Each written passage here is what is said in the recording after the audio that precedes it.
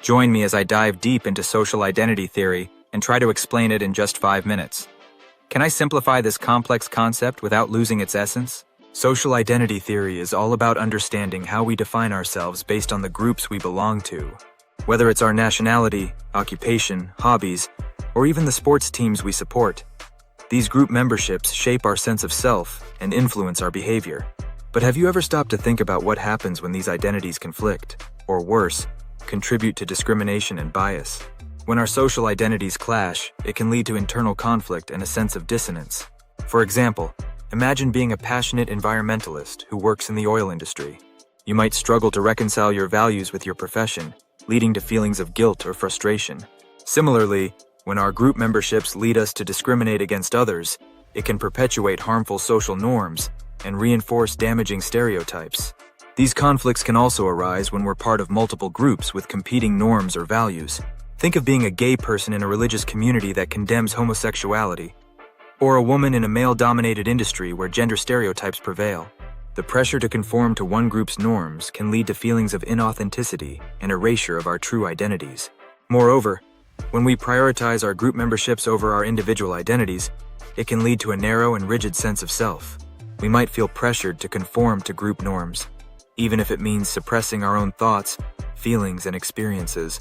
This can stifle creativity, innovation, and progress, as we're less likely to challenge the status quo or explore new ideas. In-groups and out-groups are fundamental concepts in social identity theory. An in-group is a group we identify with and feel a sense of belonging to, while an out-group is one we don't identify with and might even feel adversarial towards. Our self-esteem is often tied to the success and prestige of our in-groups, which can lead to biases and discriminatory behavior towards out-groups. When we identify strongly with an in-group, we tend to exaggerate the differences between our group and out-groups, which can lead to prejudice and conflict. We might also experience a boost in self-esteem when our in-group is successful, even if it's at the expense of others. On the flip side, when our in-group is threatened or fails, our self-esteem can take a hit. The impact of social identity theory can be seen in many real-world examples. One classic study is the Robbers Cave experiment, where researchers divided a group of boys into 2 teams and observed how quickly they developed in-group biases and discriminatory behavior towards the other team. The study highlights how easily social identities can be manipulated and how quickly we can turn against others based on arbitrary group memberships. The Robbers Cave experiment also shows how group dynamics can be altered by changing the context and goals of the groups. When the researchers introduced a shared goal that required cooperation between the 2 teams, the boys began to work together and eventually formed a single, cohesive group.